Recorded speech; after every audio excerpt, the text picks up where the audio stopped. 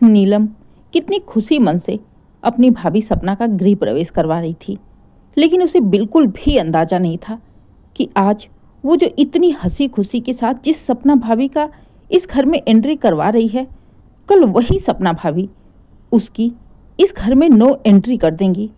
उसका मायका छुड़वा देंगी, उसे और उसके पति को जलील करके घर से निकलवा देंगी।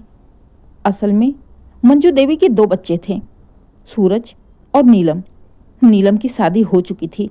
वो अपने ससुराल से भागकर भी आ गई थी, बस काम के डर से, क्योंकि नीलम के ससुराल में अच्छा खासा लंबा चौड़ा परिवार था।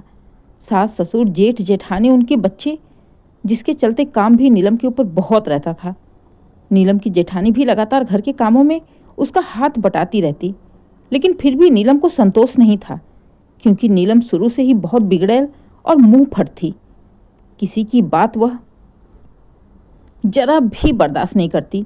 जबान लड़ाना और तीखी बातें ये उसके मुंह से निकलती ही रहती थी।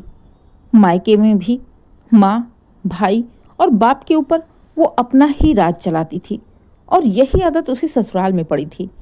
ससुराल में सास का बैठना उसे पसंद नहीं आता। ऊपर से जेठानी तो पहले दिन से ही नंबर 1 की दुश्मन थी। नीलम अगर सुबह के खाने में दाल चावल बनाती तो रोटी सब्जी छोड़ देती जेठानी के लिए, और अगर रोटी सब्जी बना लेती तो दाल चावल बनाने को छोड़ देती। झाड़ू लगा लेती तो पोछा लगाने को छोड़ देती। कपड़े धोती तो बर्तन धोने को छोड़ देती। मतलब हर काम में बराबर जेठानी का हिस्सा निकाल कर रखती थी, जबकि उसकी जेठानी के मन में ऐसा कुछ भी नहीं था, क्योंकि वो तो पहले से ही घर संभालते हुए आ रही थी। लेकिन नीलम का व्यवहार देखकर नीलम की सास ने जब नीलम को बोलना शुरू किया, डांटना शुरू किया, तो नीलम को बर्दाश्त नहीं हुआ और वो लड़कर झगड़कर भागकर मायके आ गई। मंजू जी ने लाख समझाने पर भी नीलम ससुराल जाने को तैयार नहीं हुई, और करीब 1 महीने बाद ही नीलम का पति भी उसके पीछे पीछे आ गया। नीलम के ससुराल वाले भी बिल्कुल नीलम और उसके पति से मतलब भी ख़त्म कर दिए थे। जाने ऐसे लोगों के पति भी कैसे होते हैं, जिन्हें अपने मान सम्मान इज्जत से कोई लेना देना ही नहीं होता है। नीलम के पति रमेश को भी कोई फर्क नहीं पड़ता कि वो आकर ससुराल में बैठा है। ना कोई काम धंधा, ना कोई जिम्मेदारी थी। सुबह शाम बस खाकर आराम से पड़ा रहता। पति के आ जाने के बाद नीलम और भी यहाँ की मेठ बन गई थी। पहले की तरह अभी भी सबके ऊपर अपना हुक्म चलाती थी, जबकि मंजू जी चाहती कि बेटी अपनी जिम्मेदारी को समझे, लेकिन हर बार नीलम अपनी माँ को डांट कर चुप करा देती। माँ, आपको क्या पता है वहाँ का माहौल, वहाँ का रहन सहन? मैं देख कर आई हूँ, आप नहीं। मुझे समझ में आता है ना कि वहाँ रहने लायक है या नहीं। अगर आपको ज़्यादा दिक्कत है तो मैं कहीं और किराए का घर लेकर रह लेती हूँ। नहीं बेटा, मेरे कहने का मतलब वो नहीं है। शादी हो गई है तो लड़की की इज्जत उसके ससुराल में होती है। 4 लोग 4 तरह की बातें बनाते हैं, इसीलिए थोड़ा सा बुरा लगता है। तो कहने दो ना माँ, कोई हमारे खर्चे थोड़े ही उठाता है। और वैसे भी जिसको जो कहना है ना, मेरे मुंह पर आकर कहे, मुझसे कहे, फिर मैं जवाब देती हूँ उसे। अब नीलम की ऐसी टेढ़ी बातें सुन भला कौन ही उसके मुंह लगेगा। मंजू जी बेचारी हार गई थी बेटी के आगे, इसलिए वो भी सब कुछ किस्मत के ऊपर छोड़ दी। करीब 1 साल बाद ही सपना इस घर में बहू बनकर आई। शादी के 10 दिन बाद धीरे धीरे करके जब सारे मेहमान चले गए, पूरा घर खाली हो गया। लेकिन नीलम और उसके पति को यहाँ पर देखकर सपना को थोड़ा सा अजीब लगा।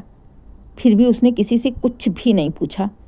लेकिन जब धीरे धीरे 1 महीना हो गया, नीलम और उसके पति दोनों यहीं थे, तो बड़ी हिम्मत करके सपना ने एक दिन धीरे से मंजू जी से पूछा, माँ जी, दीदी का ससुराल कहाँ है? अरे बहू, दीदी के बारे में बात ही मत करो। उनके ऊपर तुम ध्यान भी मत देना, नहीं तो सारा राशन पानी लेकर तुम्हारे ऊपर चढ़ जाएगी। इसका ससुराल नहीं है, कोई घर बार नहीं है। शादी के 4 महीने बाद ही भागकर आ गई और आज 2 साल से यहीं है। मैंने बहुत समझाने की कोशिश की, लेकिन नीलम मेरी बात सुनती ही नहीं है। दुखी होकर बोला मंजू जी ने, क्या 2 साल से? और जीजा जी? अरे काहे का जीजा जी? इसमें तो मर्दों वाली कोई बात ही नहीं दिखती है, कोई शान है ही नहीं इसके अंदर। पड़ा है चुपचाप। ये भी चिढ़ते हुए बोली मंजू जी। इसके आगे सपना ने कुछ भी नहीं बोला, लेकिन उसे ये बात बहुत अजीब लगी। दोनों ही यहीं रहते हैं। फिलहाल तो अभी सपना नई नई थी, उसे इन सब चीज़ों पर ध्यान नहीं देना था। वो तो खुद को अपनी गृहस्थी, अपने इस परिवार में ढालने में लगी थी, अपने घर को अपने हिसाब से संवारने में लगी थी। लेकिन सपना का ये सपना सपना ही रह जाता है, क्योंकि नीलम सपना का कुछ भी चलने नहीं देती। वो सपना से सब कुछ अपने हिसाब से करवाना चाहती थी, अपने हिसाब से खाना, नाश्ता, चाय, पानी, सब कुछ, जिसके चलते सुबह शाम बस सपना को लिस्ट बताती कि सुबह ये बनेगा, शाम को ये बनेगा, और साथ ही साथ घर की साफ सफाई करनी है, कौन सा सामान कहाँ रखना है, ये सब कुछ नीलम के हिसाब से था। शुरू शुरू में तो सपना ने कुछ भी नहीं बोला, लेकिन अब उसे बीच बीच में नीलम का बोलना, टोकना अच्छा नहीं लगता। एक दिन ऐसे ही सपना ने सारे घर के पर्दे बदल डाले। नीलम कहीं बाहर गई हुई थी। आते ही जब उसने घर के पर्दे बदले हुए देखे तो सपना के ऊपर चिल्ला पड़ी, भाभी, किससे पूछकर आपने पर्दे बदले हैं? मैंने बोला था कि आपको पर्दे बदलने के लिए।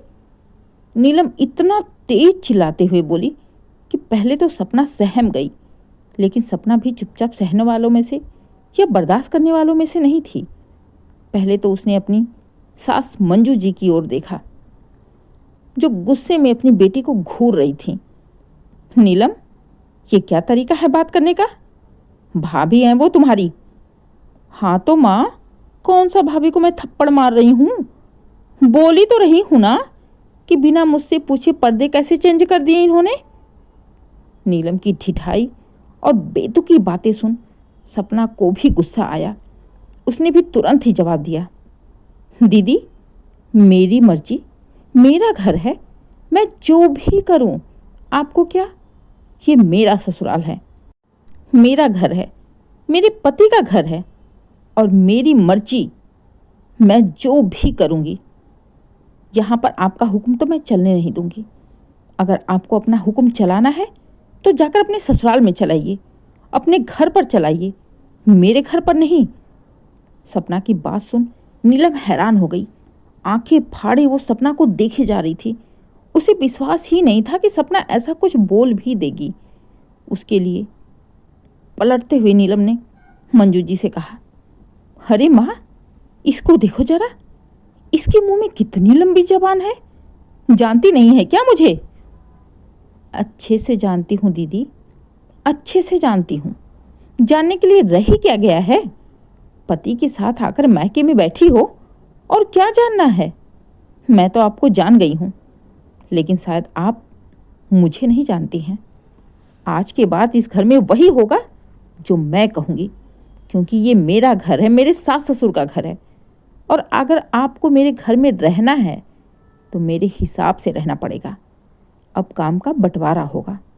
सुबह का खाना मैं बनाऊंगी, शाम का खाना आप बनाओगी, पूरे घर में झाड़ू मैं लगाऊंगी, पोछा आप लगाओगी, कपड़े मैं साफ करूंगी, बर्तन आप करोगी। सपना ने भी नीलम का ही तरीका अपनाया। खबरदार भाभी, बहुत बोल लिया। नौकर हूं मैं, मेरा मायका है, मेरा घर है, एक काम नहीं करूंगी मैं, समझ गई? देखा माँ, देख लो अपनी बहू की करतूत। 4 महीने आए हुए नहीं, और दिखा दिया ना इसने अपना रंग अभी से। कहाँ दीदी, अभी तो रंग देखना बाकी है। मुझे तो आए फिर भी 4 महीने हो गए, तब देखा आपने मेरा रंग। आप तो 2 महीने में ही अपना रंग दिखाकर आ गई है ना? अब हैरानी से नेहा अपनी माँ की ओर देखने लगी, जैसे पूछ रही हो कि माँ, आपने इसे मेरे बारे में सब कुछ बता दिया?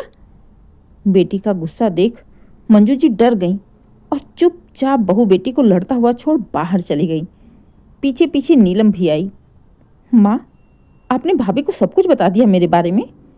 आपको पता नहीं है मैं वहाँ पर कितनी तकलीफ में थी, नहीं बेटा, मैंने कुछ भी नहीं बताया उसे। किसी और ने बताया होगा, या हो सकता है तुम्हारे भैया ने बताया होगा। भैया ने? आने दो, आने दो, आज उनकी भी खबर लेती हूँ। अगर इन लोगों ने मेरे बारे में नहीं बताया होता तो आज 4 दिन की आई हुई लड़की की मजाल नहीं होती कि मुझे ताने देने की। कहते हुए नीलम की आंखों में आंसू आ गए। बेटी के आंसू देख मंजू जी को भी बुरा लगा, लेकिन उन्हें अपनी बहू भी गलत दिखाई नहीं दे रही थी, क्योंकि मंजू जी अच्छी तरह से जानती थी कि उनकी बेटी बिगड़ैल है। उसको सुधारने के लिए उसके जैसा ही बनना पड़ेगा, जो शायद वो माँ होकर नहीं कर पाती। तभी सपना मंजू जी के लिए चाय लेकर आती है।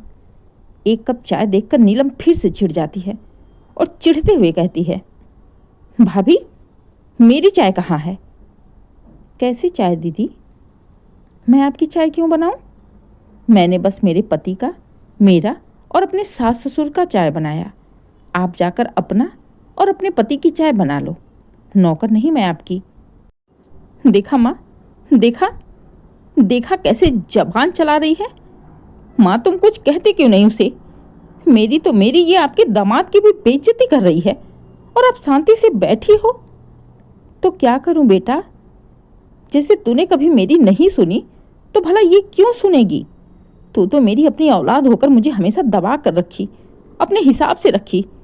फिर ये तो दूसरे के घर से आई है ना, भला ये क्यों मेरी इज्जत करेगी? माँ की बात सुन चुप हो गई नीलम। उसे अपने लिए तो कम, लेकिन अपने पति के लिए बहुत बुरा लग रहा था। गुस्से में उठ गई और एकदम स्पेशल 2 कप चाय बनाकर लाई। अब धीरे धीरे करके सपना नीलम के लिए मुसीबत बनती जा रही थी। सपना पूरे घर में झाड़ू पोछा करती, लेकिन उस कमरे में बिल्कुल पैर भी नहीं डालती जिस कमरे में नीलम रहती थी। सारे घर की सफाई और खुद के कमरे को गंदा देख नीलम सपना से चिढ़ जाती। अब सपना की छोटी छोटी बातें नीलम के दिल को लगने लगी। बात बात पर यूँ सपना के हाथों बेइज्जत होना उसके बर्दाश्त के बाहर होने लगा था। यहाँ तक कि अब सपना ना नीलम की पसंद का खाना बनाती और ना ही उसके पति को खाना परोस कर देती। पूरे परिवार को खाना देने के बाद सपना खुद का खाना खाकर चली जाती, लेकिन नीलम और उसके पति को बिल्कुल ध्यान ही नहीं देती। खुद के पति के साथ हो रही बेइज्जती शायद नीलम बर्दाश्त नहीं कर पाई और उसने सारा गुस्सा अपनी माँ के ऊपर उतारा। पूरे परिवार से बात करना ही बंद कर दी। नीलम से पहले ही उसके पापा और भैया बात नहीं करते थे। एक माँ ही थी जो नीलम से बातें करती थी। गुस्से में नीलम ने माँ से भी बात करना बंद कर दिया। सपना के आने के बाद एकदम से उसका राज ही खत्म हो गया था। पूरे परिवार में कोई भी नीलम का साथ नहीं देता। आखिरकार नीलम सोचने के लिए मजबूर हो गई कि जब इस घर की बेटी होकर उसकी इज्जत इस घर में नहीं है तो भला दामाद की कहाँ से होगी। अब नीलम का यहाँ रहना मुश्किल हो गया था। इतनी बेइज्जत तो वो अपने ससुराल में भी नहीं हुई थी, जहाँ से वो भाग कर आई थी। जितनी बेइज्जत वो मायके में हो रही है, मायके में रहकर नीलम को अपने पति के लिए चाय पानी खाना नाश्ता सब कुछ बनाना पड़ता है। भैया भाभी पापा मम्मी सब खाकर सो जाते हैं। किसी को फर्क ही नहीं पड़ रहा कि नीलम और उसके पति ने खाना खाया नहीं खाया। जिंदगी भर अपना राज चलाने वाली नीलम शायद ये बर्दाश्त ना कर पाई और अगले दिन बिना बताए चुपचाप पति के साथ भी निकल गई। घर में जब नीलम और उसके पति नहीं दिखे तो मंजू जी परेशान हो गई। पूरे घर में बेटी को देखा। सपना ने भी ऊपर नीचे हर जगह नीलम को ढूंढा। जब नीलम कहीं दिखाई नहीं दी तो मंजू जी परेशान हो गई और बेटी को फ़ोन लगाने लगी। 2-3 बार पूरी घंटी जाने के बाद भी नीलम फ़ोन नहीं उठाती। बार बार फ़ोन लगाने पर आखिरकार उसने एक बार फ़ोन उठाया और गुस्से में बोली, माँ, क्यों फ़ोन कर रही हो? बेटा, तुम अचानक से कहाँ चली गई? सुबह से दिखाई नहीं दे रही हो। कहीं जाना था तो कम से कम बता कर जाती। क्यों बता कर जाऊँ माँ? और मेरी उस घर में सुनने वाला है ही कौन जिसे मैं बता कर जाऊँ? वैसे भी मैं अपने पति के साथ आई हूँ, अपने घर आई हूँ। मुझे तुम्हारी बहू के घर में नहीं रहना था, जहाँ वो मेरे और मेरे पति की कोई इज्जत ना हो। उस घर में उस परिवार के साथ मैं कभी नहीं रह सकती। इसलिए मैं अपने घर, अपने ससुराल अपने पति के घर आ गई हूँ और अब मुझे तुम फोन भी मत करना। रहो अपनी बहू के साथ। जैसे आज मैं घर छोड़ने के लिए मजबूर हो गई ना, 4 महीने बाद तुम भी कहीं मंदिर के बाहर ही मिलोगी। कहते हुए फ़ोन काट दिया नीलम ने। बेटी की बातें सुन मंजू जी रोने लगी तो सपना सास के पास जाकर बोली, माँ जी, मुझे पता है कि मैं बहुत ज़्यादा बोल गई, मैंने बहुत ज़्यादा कर दिया दीदी के साथ, लेकिन आप ही सोचिए, आपने कितनी बार प्यार से समझाया। पापा जी ने समझाया, सूरज ने समझाया, उनके ससुराल वालों ने समझाया, लेकिन दीदी समझने वाली नहीं थी। उन्हें प्यार की भाषा समझ में नहीं आती थी, इसलिए मुझे उनके जैसा बनना पड़ा। मैं जानती हूँ कि मैं इस समय दीदी की नज़रों में बहुत बड़ी दुश्मन हूँ, लेकिन दुश्मन ही सही, कम से कम वो इसी बहाने अपने घर तो गई, अपने ससुराल तो गई। बस कुछ ही दिनों की बात है, इसके बाद सब कुछ सही हो जाएगा। ससुराल में भी उन्हें इज्जत मान सम्मान मिलेगा, यहाँ भी उन्हें इज्जत मान सम्मान मिलेगा। और रही बात मेरी, तो ऐसा नहीं है कि ज़िंदगी भर वो मुझसे नफ़रत ही करेंगी। आज नहीं तो कल धीरे धीरे ज़रूर बातें शुरू होंगी, लेकिन अभी के लिए उन्हें अकेला छोड़ना ही ज़रूरी है। जब उनको लगेगा कि उनके मायके वालों ने उनसे रिश्ता ख़त्म कर लिया है, अब उनके पास कहीं रहने का ठिकाना नहीं है, तभी वो अपने आप को ससुराल में टिका पाएंगी। बहू की बातें सुन मंजू जी ने सपना के सर पर हाथ रखते हुए कहा, नहीं बहू, मैं तुझे कुछ नहीं कह रही। मुझे पता है तूने जो भी किया मेरी बेटी की भलाई के लिए किया। शायद तुमने सही किया।